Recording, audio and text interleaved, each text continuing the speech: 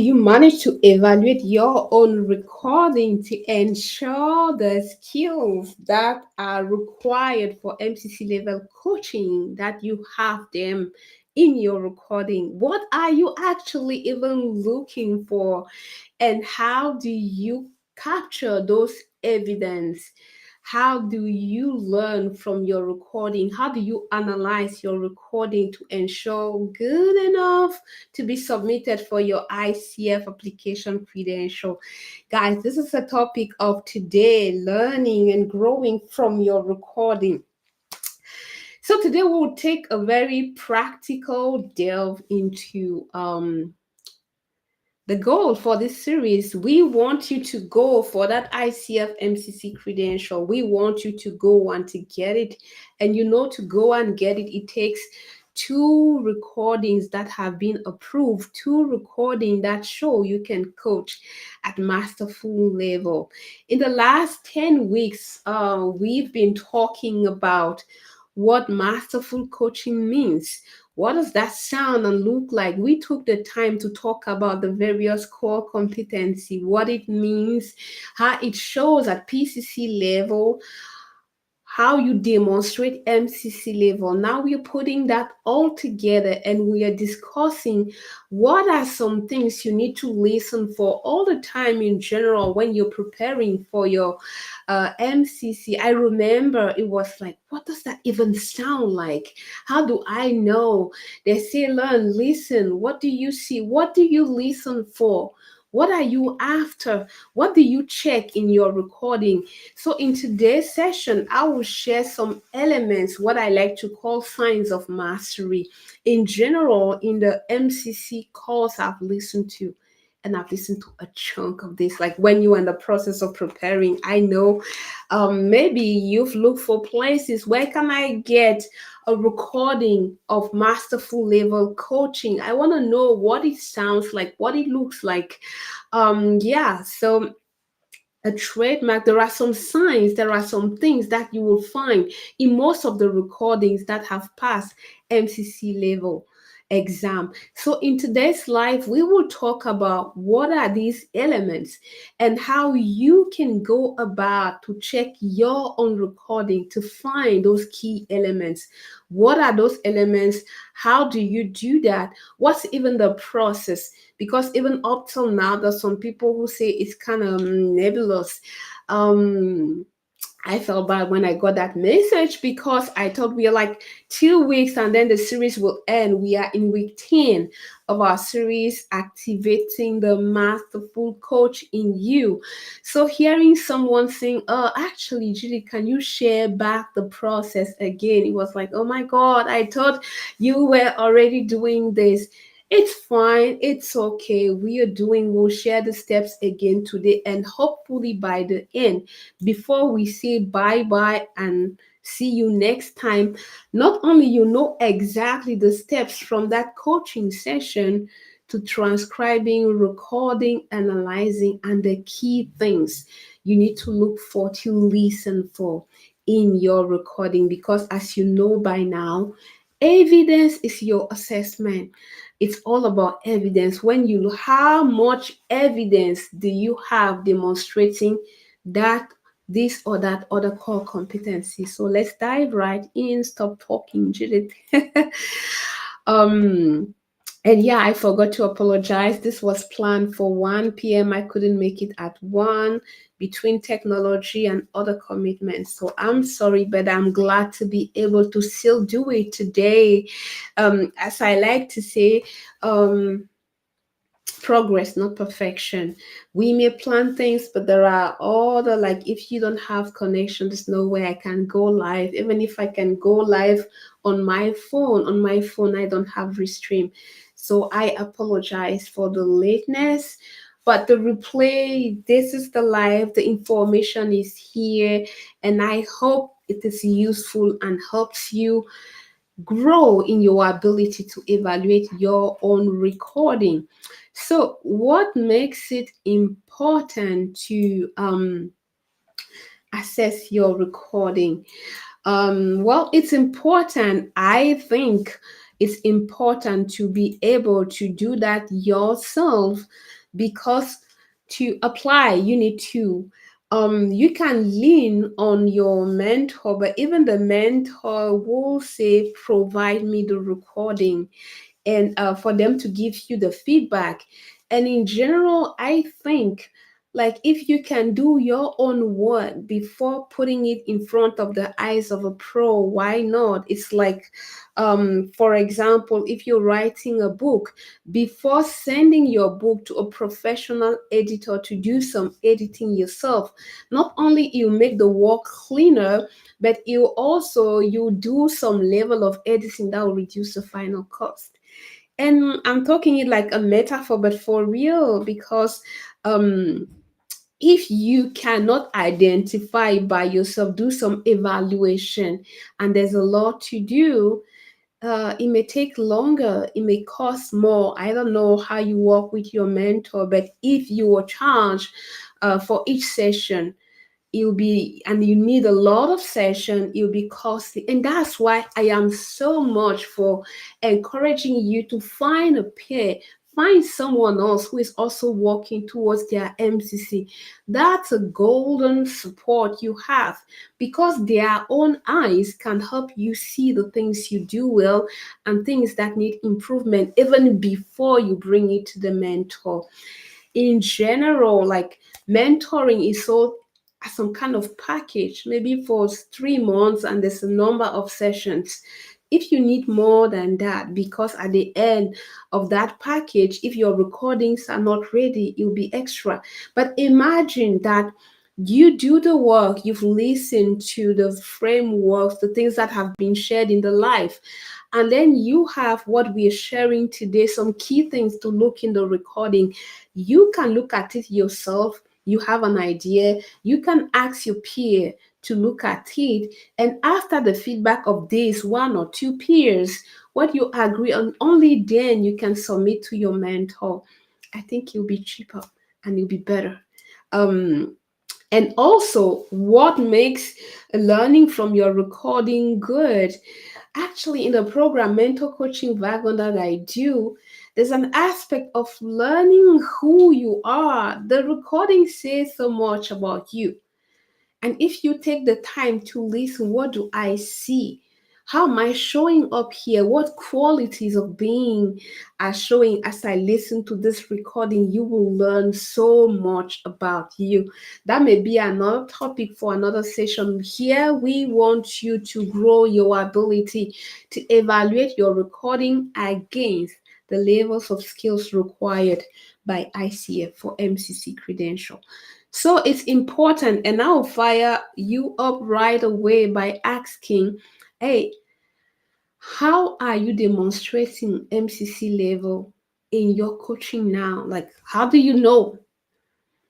Yeah, I may hear you answer, Judy. That's why we are in this call.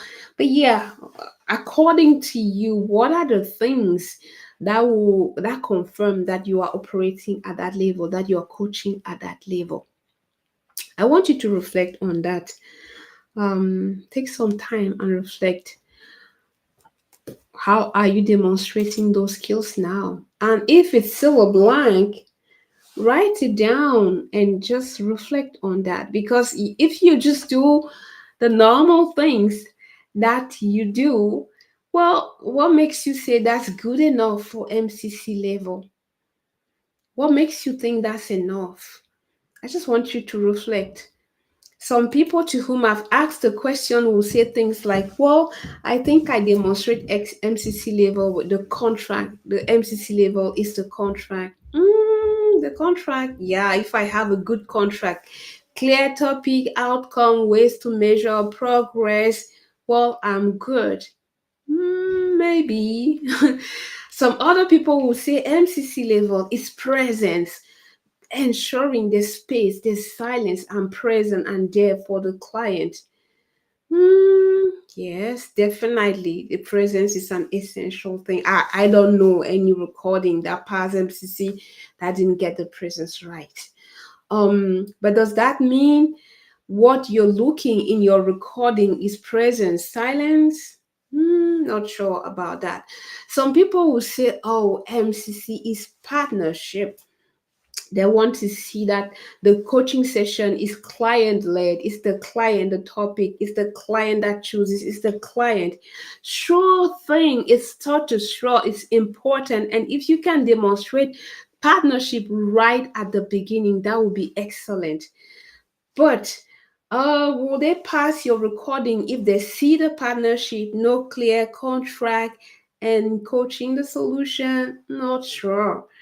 So another thing, has the client, the thinker, learned something about themselves? Is there something new that they didn't know at the beginning? Sometimes we don't stop to think about that. Some people just, okay, question, answer, question, answer. And sometimes you can end up with what I like to call a heated food. So like they came with some food, say rice, and at the end of the session we have rice maybe with a little color or hot rice, or with a little color of stew on it. It's the same thing. MCC level coaching, you want to evoking awareness, something new, and a little tweak here, something new about themselves. Because another very huge thing we'll be talking about MCC, it's all about the human, the person. Um, and that's why some people would say MCC coaching is coaching the human, who brings the strategy question, the tactic, or the whatever. MCC coaching is coaching the human patterns, the human beliefs, the human assumptions, the human thinking, the human fears, the human emotions. So that deep dive into who is this thinker being, what are they thinking, what assumptions they're making, what is their identity as they take this posture. It's a lot of that. So at the end of the day, what are you doing to demonstrate mastery? It's a mix of all of that. I like to say, depending on who you fall on, if your evaluation falls on the hand of someone who is big on contract, and you start full wonderful contract at the beginning where all the key elements are there, there's great chance that they'll have a bias towards, okay, this is a good call. Um, but why not take the risk of, okay, I will put all my eggs in the basket of the contract, in the basket of partnership, in the basket of presence? How about putting all of that to put you in a safe place, so that no matter what evaluator takes your recording, they will find all the juicy thing in there. The focus on the human, which is really big, it's really important.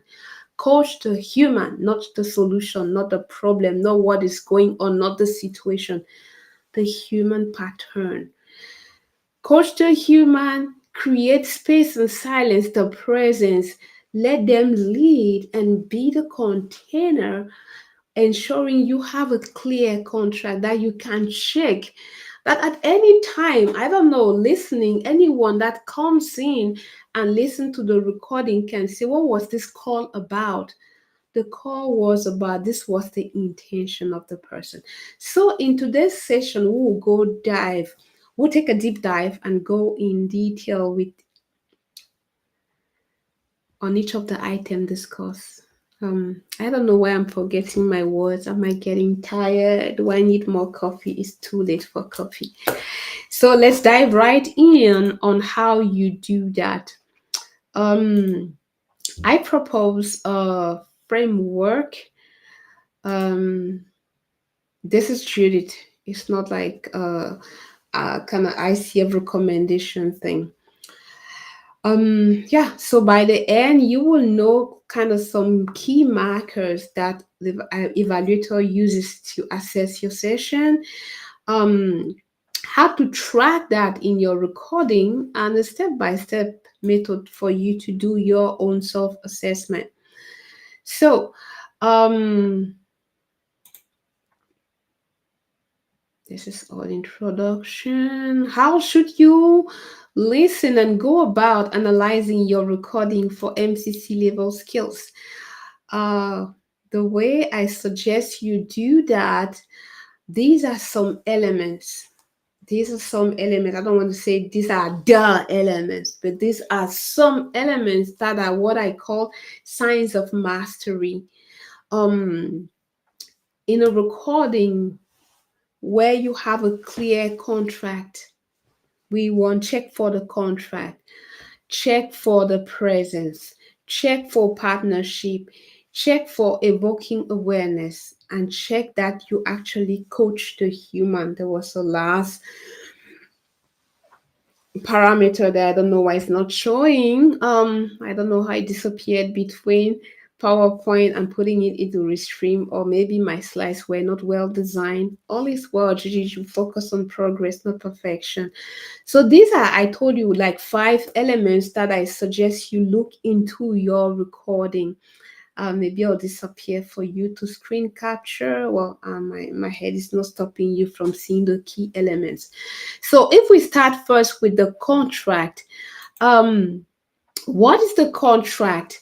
We took the time, I think that was week 3 or 4 or 5. Go and check the recording. I don't have each of them because I know we talked about ethics and then coaching mindset before talking about the agreement. So maybe week 4 or week 5. Um, in the playlist, the contract is, as you listen to the recording, is there a clear intention? Is the intention of the thinker, of the leader, the person you're leading into coaching, is it clear what they are after? And it is so essential that you get this. It's good. Um, I had the opportunity to talk with an evaluator who was saying things like, well, if I listen to a recording and like 20 minutes in 2 days on a 30 minutes call, the contract is not established, I stop listening. I'm like, what? That's being rude, is what I said at that time. Isn't that being too rude? And they were like, Judy, this is not ACC evaluation. If it's a coach that is starting and we can find a topic and some level of format structure is good enough, but you come when you apply for MCC. MCC is the highest level. It's not for nothing that ICF requests like more than 2,000 hours, 2,500 actually hours of coaching. So you've done this. And really, Judy, do you think it wise to pass someone when you listen to the call? You don't know exactly what the call was about, what was the outcome? And I still found it too rigorous, but it makes sense. Like this is the highest level. Um, so what's the value if like the topic, what they were after, is not clear? And if what they were after is not clear, how do you establish throughout the conversation that they're getting what they need out of the conversation? So listen, think about your recording. If you pick your recording, if you listen to your recording, is it clear what the client, what the leader, what the thinker wanted? Not only the topic, because sometimes when people hear the contract, okay, the topic, what's the topic of today? Topic is one thing, outcome is another thing, what they want to walk away from it. And where are they with that outcome today? Um, and ways to track the progress throughout. This is a big one, MCC level. Sometimes in the training, okay, we know we need to know the goal, the growth framework. The goal is there. Okay, quickly the topic, and then you start rolling with the conversation. But how do you come and track the progress? How much progress? A well-defined contract at the beginning will make this easy. And I want to add another level. We say MCC is coaching the human. How about ensuring that the topic, the clients, how about asking questions or holding the space so that the topic is a transformational one? I read this on another forum and I had the chance to discuss it with other people preparing for their MCC.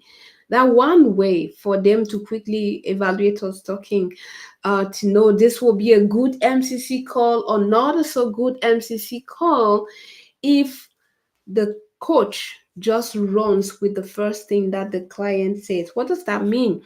What's the topic? What have you brought for us to explore?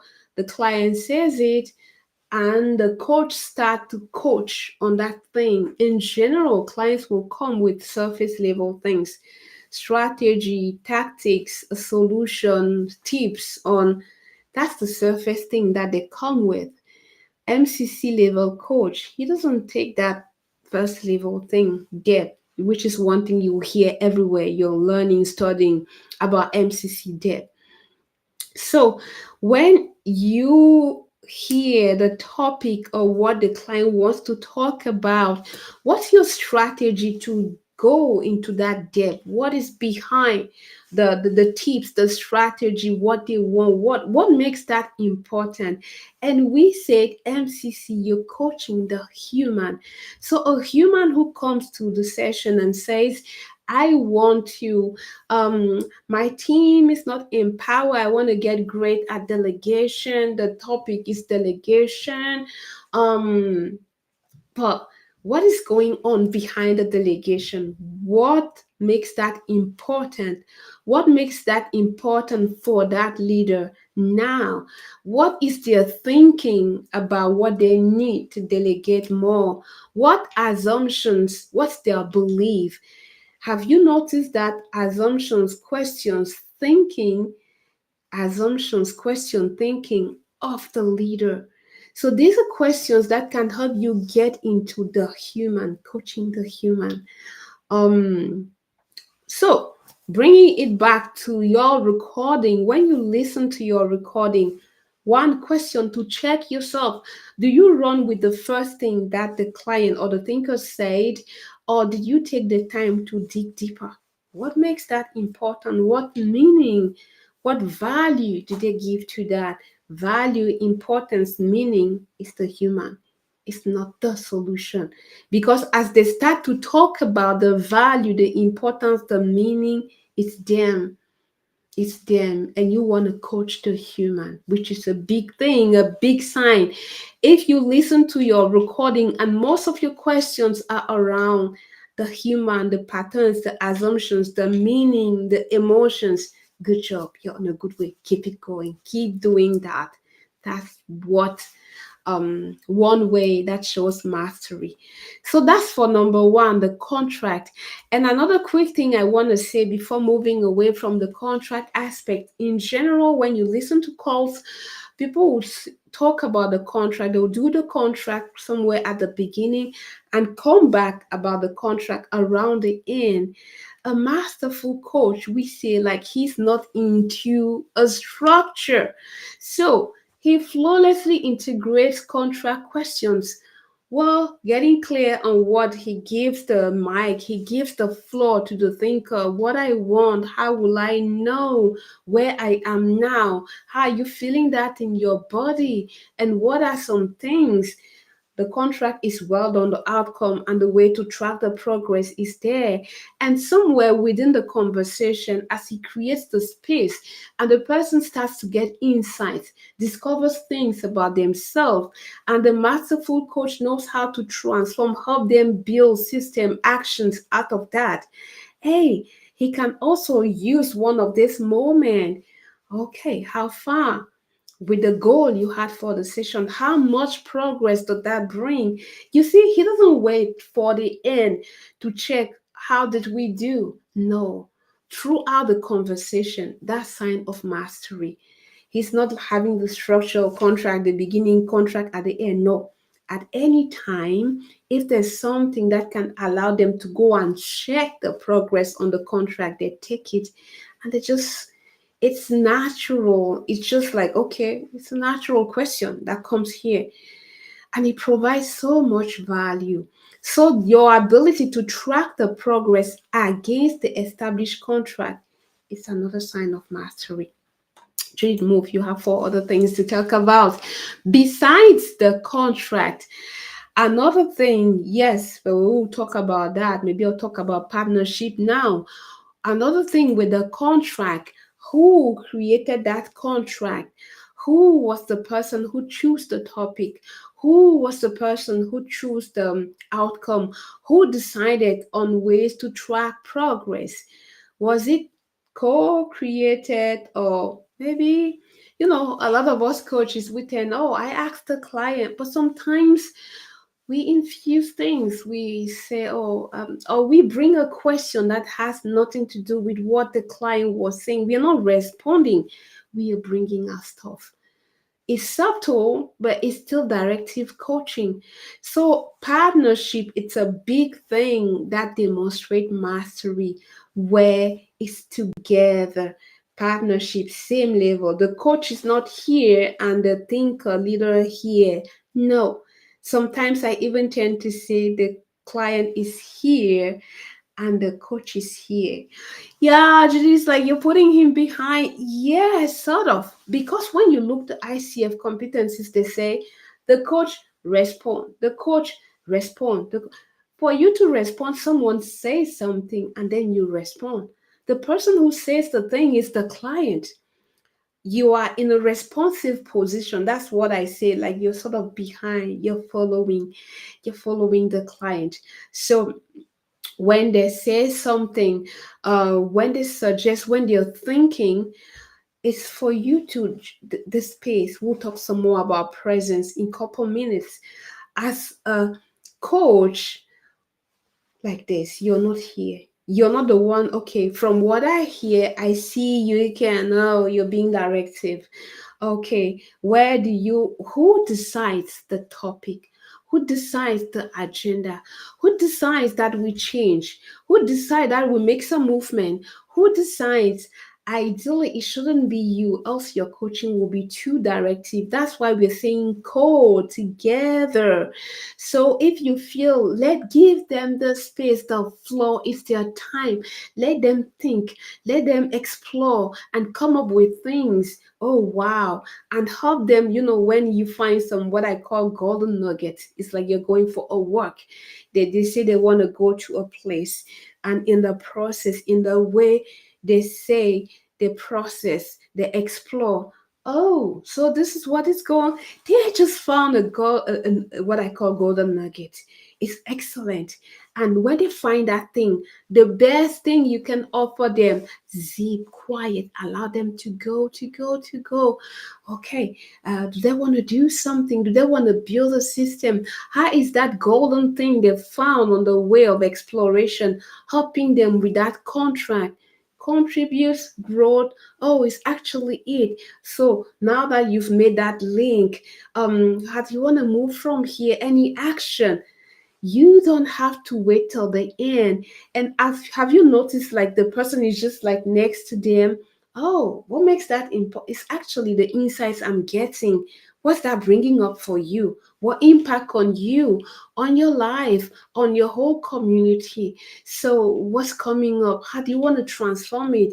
Do you want to build a system? It's them, like, and you don't ask all these questions as I'm saying, the one after the other. No, when they're talking, see presence, silence. It's so golden because when we zip and just allow them to be, they talk and they talk, and a lot of things come up. And that's why another key thing will be talk about that is a sign of mastery is that silent zip and allow them to process. So, one key thing is partnership. When you look at your recording, some key questions for you: who set the agenda? Who decides on when to move forward? Who set the action items? In as much as possible, we want to see that it is client. The client choose, the client decided. And even if you want to ask permission, because sometimes coaches say, oh, so do you mean masterful coaching is then to just um get into the coaching session and then help them find establish the contract, and then you just stay silent till the end? It's not the point. You're with them. And when you feel like they've processed this, How can you help them keep moving? But you don't take back the mic. Maybe I need to illustrate the difference here. They talk, they process. Oh, I actually, it's not the thing about changing companies. Like, it's how I see myself. Whoa, golden nugget, we have something here. Zip, you allow them to talk. Then I've been changing for the last 3 years when actually the problem was me. Zip. Now I wonder how things would be different. And if you allow they talk and then at some point they say, yeah, it's what is coming up for me. Hmm. Even more space again. And then, okay, so what insight is emerging? How are you feeling now? You still want to get them to talk about what is going on with them. What do they want to do with those insights, with that discovery that maybe is how they see themselves? And you allow space. When they talk to the point that I think it's everything I had, you can offer something that will allow them to keep the processing. It's not for you to take back the mic and, okay, so what do you think you want to do? And give a certain direction. So, what system do you want to create? In general, those questions, they are kind of long. It's complicated, not simple, powerful question. We say masterful coaching is all about. So, when you are in this place where silence seems to have done all the processing, give it back. Sometimes, what do you think? How do you want to take it from here? And then you silence again. Don't take back the mic. Sometimes, some things you will see. Okay, with this that emerge. I think you've taken back the mic, you've taken the ball. Let them lead. Let them lead. So offer something that still keeps them owners of the ball, owners of the direction they want to go, owners of where to go next. And if when you discuss the agenda, like you remember the Stoker's framework I shared, when they told you, I think the way to get there to achieve what I want, maybe we should talk about this, think about that. And there's this silence, and they tell you, okay, that's all they had. And you ask question, what learning, what insights, what action item, way forward, you can go back, ask permission. Is this a good time? What do you think? Will this be a good place to take the next thing on the agenda they gave you? That's also the value of establishing the contract. It's not you choosing the next direction. At the beginning of the call, they told you, I want to go to this place, and to go there, I think we should talk about maybe how I see myself, the way I handle the team, the blah, blah, blah. These are like agenda topic or the various elements. So when they feel they've said, they've capitalized, they've made the action plan, ask them again. You don't tell them, let's go. That's directive. Where do you want to go next? Oh, not sure. Is this a good time to take one of those? They may say yes or no, I think I wanna. And that's why a masterful coach is not attached to what he suggests. No, no, no, no, no, no. And that's why here, same level. You can offer things. No, it's not what is going on. Be comforted. You're okay with that because you know you don't know.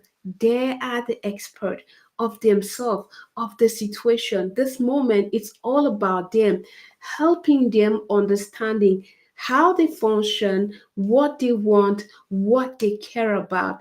So why would you feel offended if, oh, something that came up for me, can I share? Ask permission.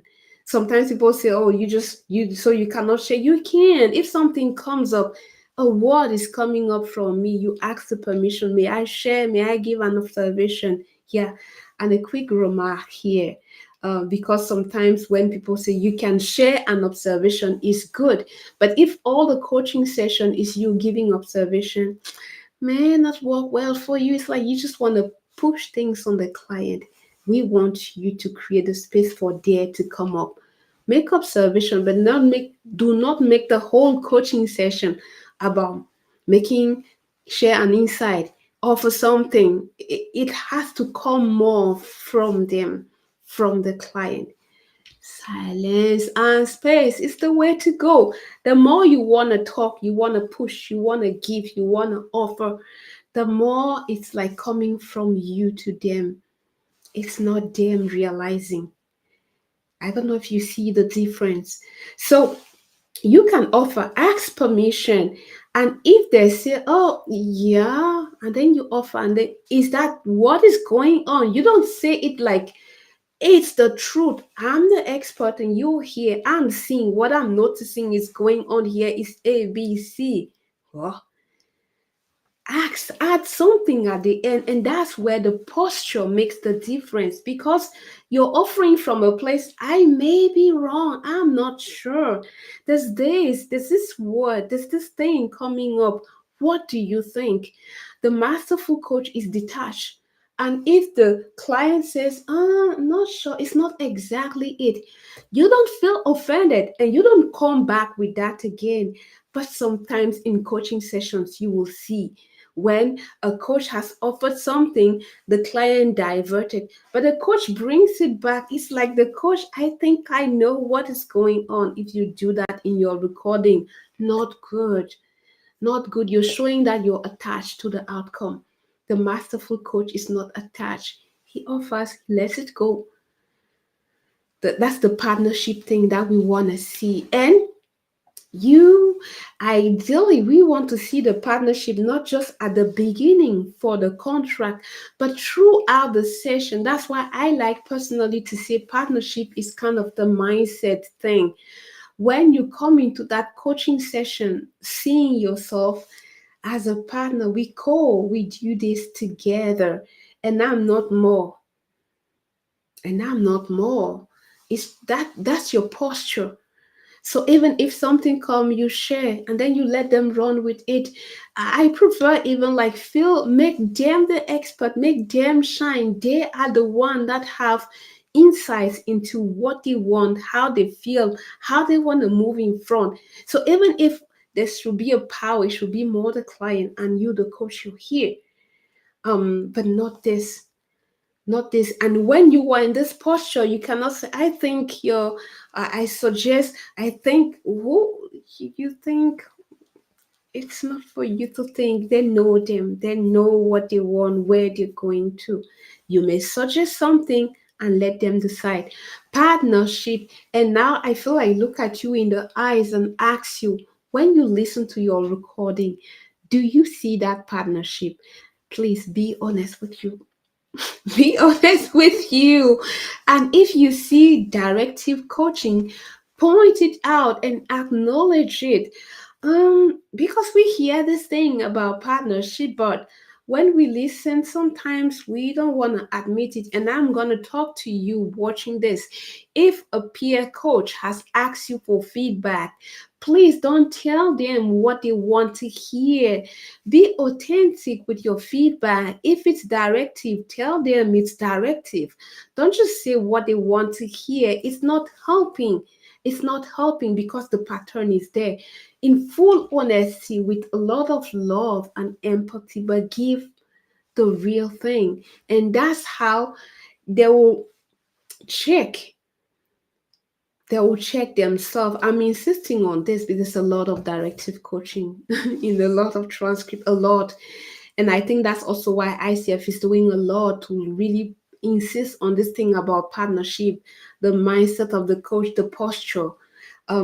Well, it's normal. A lot of coaches also come from the consulting, management consulting world. So, but look at your recording. Is it more partnership or directive? If you have directive coaching, there's great chance you might be in trouble, because masterful coach, they co-create. They don't do directive coaching. And I know, because like I could be the queen. I told you many times how I thought, oh, I need to save this conversation. We are so far in the I need to. Doesn't he see this? Problem solving is my thing. But masterful coaching is not about Judith, it's not about you showing your strength. It's a place for the client to shine, because there's so much power when they come up, they reflect, they explore, and they come up with things, and you just place that mirror in front of them. Have you noticed all this thing that you did? Yeah, they noticed it came from them. Wow, that's empowering. They see they are brilliant. And it's not this coach who have this wonderful insights. No, the coach created a space and allowed them to process, to think, and they came up with a lot of wonderful ideas. So check your coaching, and if you find things like, when I listen to mine, I will see a lot of things. For example, the agenda. Well, at the beginning, I will ensure the topic and then the outcome. Okay, how we'll measure the progress.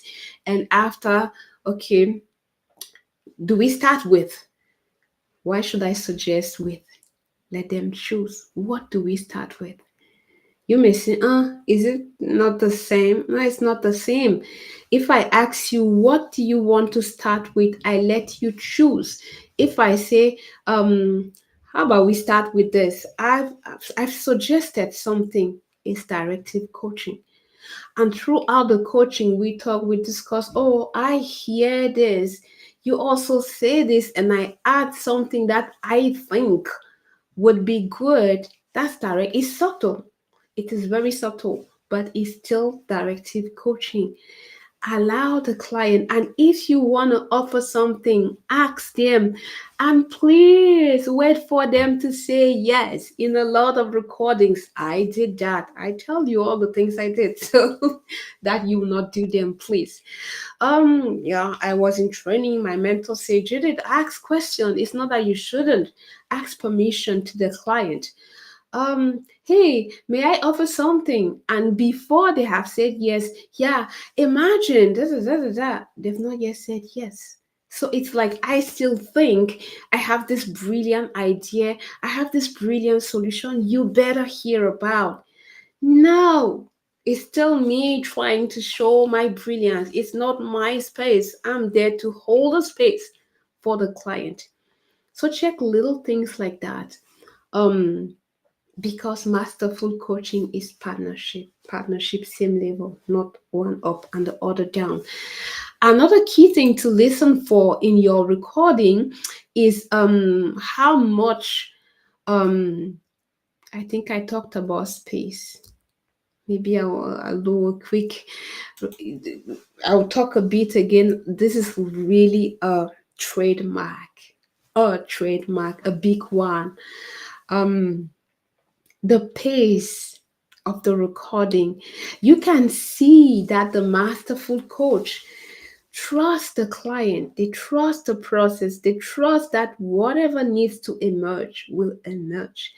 And the rush, you felt it when I was talking. Yeah, and I want all this push and pressure for what?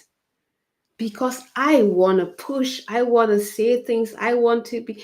Uh, no, they are brilliant. Taking break, that space will allow the client to process, to think. When it's like question answer, it doesn't allow them to go deep in the reflection. Oh, that's where they go and can come up with wonderful nuggets which we were talking about. So one trademark of masterful coaching is the space and the silence. um I'm not saying that if you're kind of a slow talker, a reserved person, that means mastery. It's like the conversation is airy. There's no rush. There's no, okay, what next now? Take your time. Think, I'm here. And it's so beautiful when you listen to those calls. And that comes from the place as you coach. Do you really trust your client? When you really trust the process and you know that what needs to emerge will emerge, just see the calm and the zen with which you will approach the recording. It's different than when you start a recording and it's like you have to prove, you have to demonstrate. All these things that I share, that I was like, okay, 20 minutes in a test, I need to see if this, da, da, da. No, I don't trust the client. I don't trust the process. I'm coming from a place, it's not a place of trust. It's just like when you start the day, there's a lot before the end of the day. I need to get this done. I have a lot going on. It's easy to get overwhelmed, to rush, and maybe if you don't pay attention, you can get into an accident. But when you know that, okay, the key, the essential that needs to be happen, that need to happen before the end of the day, it will happen. I will give my best, and the essential, the core will be done. Do you see that? Okay, whatever. It's there's some kind of let go, which also comes with trust, which and that calm, from that place of calm, a lot emerge. As you coach, you enter into the session with okay, whatever needs to emerge will emerge. And I even feel that you've seen me in these live sessions where I come. Oh my God, there's a lot of, I'm late. Oh, time has passed. I've not done half of the content, blah, blah, blah. And I'll mumble, I'll lose my words, I'll make a lot of errors. Why? Because there's not a sense of peace, of trust that the essential, no matter, even if I don't finish the content, the essential that will be shared will be valuable. But as soon as you embrace, and it has happened many times in this life where, oh, I'm late, or this is not working, and then stop, Judy, take a deep breath. Even if you share two key points, the two key points will just saying it, do you feel the calm? I'm feeling the calm. So when you come into the session, like what needs to happen will emerge. I trust this client. Calm. And you're calm, you can offer calm to the client. Because you're calm, they can be calm. Observe, listen to your recording. Do you see that calm? And if you don't see that calm, this one, I want to invite you to reflect on you about the coach you are. What do you see in the way you show up? For me, I saw a coach who wanted to perform. I saw a coach who wanted to, they need to see that Judith is good. They need to get value. They need Judith, Judith, Judith. It's not about Judith. It's a moment for the client. A moment for the client to shine, a moment for the client to just stop and think and observe who they are being, how it aligns with their ideal, what emotions, what fears, what deep beliefs are going on, and choose what they want to do with it. Is there any Judith in there? No, Judith is just hold a space. Wow, okay, seeing this, saw this, what's the meaning? Because this is, I saw this, notice this, what comes up, and these little questions that cause them to see who they are being. And that's why the last point I want to talk about are your questions centered around the person. Because in this place where you don't talk much, you create space for them to think. Are your question, the things you choose to pick, to highlight, to bring to their attention, are there stuff around the problem, the situation, the tactics, the strategy, or the questions around the human? Listen to your recordings. And if you notice that most of your questions are about the human, thinking strategy, wanting to change, reflecting on the team, good job. Keep doing that because masterful coaching is coaching the human, coaching the person.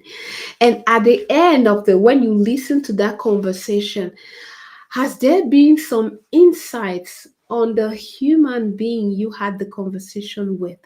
Is there something new that they know about themselves that they didn't know at the beginning?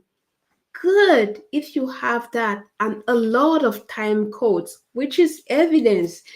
I like to say evidence is your evaluation. Are there a lot of places where you ask a question or you reflected something and they discovered their pattern, some things about their identity, their beliefs, their assumptions, what matters to them, the value, the meaning, the interpretation? These are so good questions, because from that place of identity of the human, you ask questions that allow the human to look into who they are being and to reflect, is this who I want to be? For this specific strategy, organization, team, or whatever they came up with, am I being the person I want to be? If no, who is that ideal person? And what actions, what ways of doing can bring me back to be aligned to that ideal? And that's why there's such a link between coaching, staying at that human level. Because when they see, when they sense, when they understand, when they have that vision, when exploration brings them to a place where, oh no, actually, this is not, then they craft themselves the action item. Sometimes you don't even have to tell them. No, space and silence will do the work, because they explore. I gave the example of this person, like, who's been changing jobs for the last couple years, moving here. Oh, the culture is toxic here, the manager, the this is this, and they kept moving. And they realized in a masterful coaching session that it's more about how they see themselves. Oh, wow. So I've been carrying the team, the family around, moving when was not a matter with the leader or the organization, but how I perceive myself. Who do I actually want to be? Oh, good place to be. Good question. And they explore and they explore. Yeah, the real me is a happy person. The real me is someone who really likes excellence. The real me is someone who likes to create excellence in a funny, in a place, in an environment where people like to work. And that's not what I'm creating with my team now. That's not what I'm having. Something is happening. They are realizing something. And the best gift you can give, zip. Because as they keep processing, wow, um, maybe, oh, some ideas are coming. Sip again. Just allow them to process. Silence.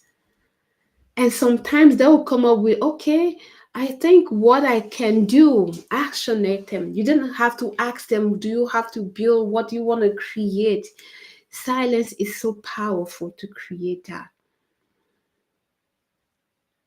So I'm being told that I have 5 minutes to be out of this studio. So these are the key things I offer. Contract, ensure that there's a clear contract outcome, ways to measure progress, and as much as possible help the client frame the contract around the human goal. Presence, space, silence to allow the client to process. Ensuring throughout the conversation, and I insist all of this is throughout, not just at some point, in as much as possible. See and show that partnership right from the beginning conversation. Do you evoke awareness when you listen to your recording? Are there things that the client knows that they didn't know about at the beginning? I'll make a little thing in 1 minute quick about that point, which is you don't have to wait to the end to ask. To ask. This is such a powerful question in general when it comes up. um, when it comes up in the coaching conversation, I noticed that Clients, they come up, it causes them to think. Maybe they've been talking about other things, but what are you learning? What is it teaching you about you? Hmm. Oh, yeah, maybe it's good. And you don't have to wait till the end to ask that. And as they learn, okay, I can be this, I have this, maybe I prefer this, you're getting them to reflect and think about who they are or who they want to be. It's easy again for them to say, okay, I'm learning this. Okay, maybe I would do this. They're crafting their own action items. You don't have to wait. Masterful coach infuse this kind of questions about learning throughout the conversation. It's not like there's no structure that, okay, they're asking this at the end. If you can do that, good as well. Should it get out of here? So concrete action items. Yeah, someone said they didn't see this slide when I shared it in week 2, where we talked about the process. So they hadn't started doing the recording. Essentially, steps. Ask your client or the people you'll be recording with. Ask the permission before, because in terms of ethics, it's important that they know that they are recorded and that their recording might be used for mentoring and supervisory purposes. So ask their consent, transcribe. You see what I was saying a couple minutes ago. Now that I know I have like 2 minutes, it's going in all direction. I'm not being and giving my best. So these are the steps: consent, record, transcribe, listen. And as you listen, I'm offering again these questions. We talked about them. Maybe that will be the last thing I'll say, and then we will close. When you listen to that recording, is there evidence and enough evidence? By enough evidence, you don't have to demonstrate partnership with just one time code. Are there many places throughout the recording where they see that partnership, where you ask the permission, where you follow the client, where you ask them where they want to go next?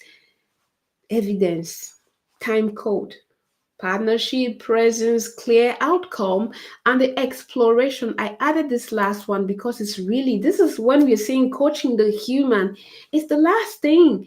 Exploring the beliefs. They come with a question, a strategy, a tip, something they want to create a change. What's the human, what's that person believing about the situation? What are they assuming about the situation? What's their values around that strategic thing? What are their emotions around the change? That last sentence, it's key, because as you ask that question, these are questions that open the door to talk about the human, the person. Oh, I believe it's kind of a challenging thing to be okay. It's their belief, the thing is challenging. What if it was not challenging for you? You're bringing it about them. uh, what value do they have? How does that change align with their value? I value, they're talking about themselves. What emotions surround that change? Actually, is frustration or fear. Yay, we are deep into the core of the matter, the human. So I offer this question. You can screen capture and use them.